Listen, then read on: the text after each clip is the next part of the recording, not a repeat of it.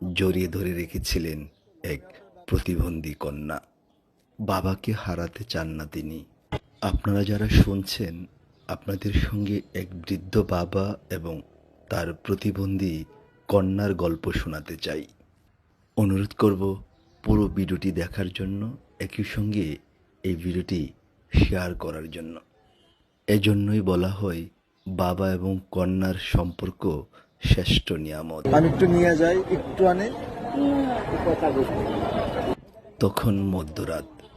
রাজধানীর বেরি রোড এলাকায় এক বৃদ্ধ বাবাকে জড়িয়ে ধরে রেখেছিলেন এক প্রতিবন্ধী কন্যা।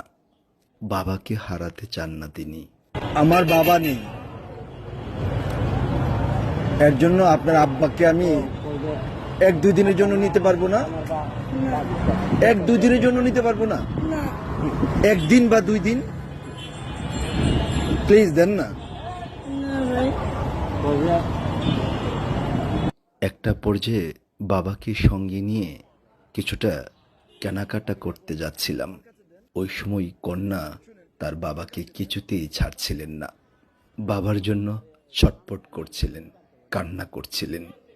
ওই সময় আমার বাবার কথা স্মরণ হলো। আমার বাবা এই দুনিয়াতে নেই। এরকম মহব্বত আমি পৃথিবীতে দেখি না, যার ফলে আমার চোখের ভালো মানে জি মায়ার বাপ মার লাগিয়া বাপের লাগিয়া এখনের যুগে আমি দেখি না। আল্লাহ রসুলের তো আমি এই কথা লাগে আমি খুশি, বাপের লাগিয়া যে এটুকু পাগল আমি দেখি না। এ বাবা রিকশায় উঠতেই ছুটে এলেন তার কন্যা। কন্যার বিশ্বাস, বাবার সঙ্গে থাকলে আমি তার বাবাকে ছিনিয়ে নিতে পারবো না। মহান সৃষ্টিকর্তার কি যে কারিশমা, তা একমাত্র এই বাবা এবং কন্যার ভালোবাসা দেখলে স্পষ্ট বোঝা যায়।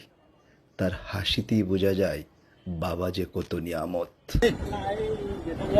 বাবা ওয়াশরুমে যাবে, এমনটা বলে বাজারে নিয়ে আসলাম এই বাবাকে। ছোট্ট মিথ্যা কথাটি ছাড়া তার বাবাকে কিছুতেই নিয়ে আসা যাচ্ছিল না। 7-8 কেজি লাগবে আপনার? হ্যাঁ, 7-8 কেজি। ওনাকে 20 কেজি চাল দেন। কেন 20 কেজির বস্তা নেই? তাহলে 25 কেজি দেন। 25 কেজির একটা বস্তা দেবেন।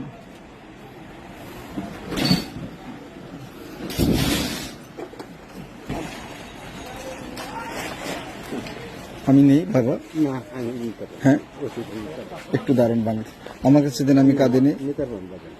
হ্যাঁ, আপনি কান্না করছেন কেন? প্লিজ বাবা, কান্না করবেন না প্লিজ। বাবা মা কাঁদলে আমি সহ্য করতে পারি না।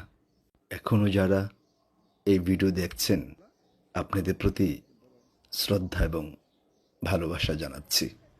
যাদের বাবা নেই তারা বুঝেন কি হারিয়েছেন।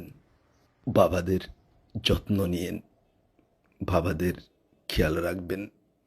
আমি উঠি বাবা। বাজার নিয়ে এসে দেখি বোনটি রাগ করে বসে আছেন। তখন রাত প্রায় 12টা। তখনও বেলি রোডে মানুষের আনাগোনা। এ বাবা রাস্তায় পান বিক্রি করেন। আপা, এখন তো আপনার আব্বাকে আমি চাল দিলাম, টাকা দিলাম, কলা দিলাম, এখন নিয়ে যাই। এমনটা বলতেই কন্যা কান্না শুরু করে দিলেন। তার কাছে ক্ষমা চাইলাম। 1 লাখ টাকা। 1 লাখ টাকা দিয়ে বাপ মারে ভাই কেউ নাকি তো 2 লাখ টাকা দিই, দেই 2 লাখ দিই। না ভাই, এটা আমি জম্বাব না ভাই। আচ্ছা আচ্ছা, আমি নিয়ে যাবো। আপনি মাইন্ড করে আসবেন না, এখন তো আমি বোনকে কষ্ট দিতে চাইনি। সত্যি সত্যি এই বাবাকে আমার বাসায় নিয়ে এক রাত রাখার চেষ্টা করেছিলাম। বাসায় নিয়ে খাওয়াতে চেয়েছিলাম। চেষ্টা করি বাবার শূন্যস্থান পূরণ করা যায় কিনা। একটা পর্যায়ে বোনটি বুঝতে পারল আমি অসুন্দর মানুষ না। আমি তাদের কাছে বারবার ক্ষমা চাচ্ছিলাম, অপরদিকে তারা আমাকে বারবার আদর করছিলেন, স্নেহ দিচ্ছিলেন। এমন আদর স্নেহ আমার বাবাও আমাকে দিতেন, শক্ত করে বুকে জড়িয়ে ধরে রাখতেন। আপনাদের যারা বাবা আছে, সেই বাবাকে বুকে শক্ত করে জড়িয়ে ধরে রাখেন। যখন থাকবে না, বাবাকে আর কখনো খুঁজে পাবেন না। বাবা মা সৃষ্টির সর্বশ্রেষ্ঠ নিয়ামত, সৃষ্টির আশীর্বাদ।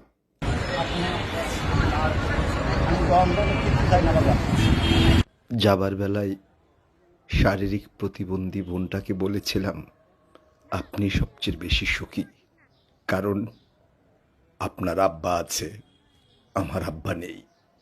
আপনি সবচেয়ে বড় মানুষ। আপনি আপনার আব্বাকে জড়িয়ে ধরে রাখেন। আপনি শ্রেষ্ঠ কন্যা, যে কন্যা বাবাকে হারাতে চান না। আপনার মতন কন্যা এই দুনিয়ায় আরও বেশি আসুক। খুব কাছ থেকে দেখেছি আমার বোনরা আমার আম্মা আব্বার জন্য জীবন। দুনিয়াতে যত বাবা আছে, কন্যা আছে, তাদের জীবন সুন্দর, নিরাপদ হোক। আপনারা যারা এই ভিডিও দেখছেন, আপনাদের প্রতি আবারও শ্রদ্ধা জানাচ্ছি।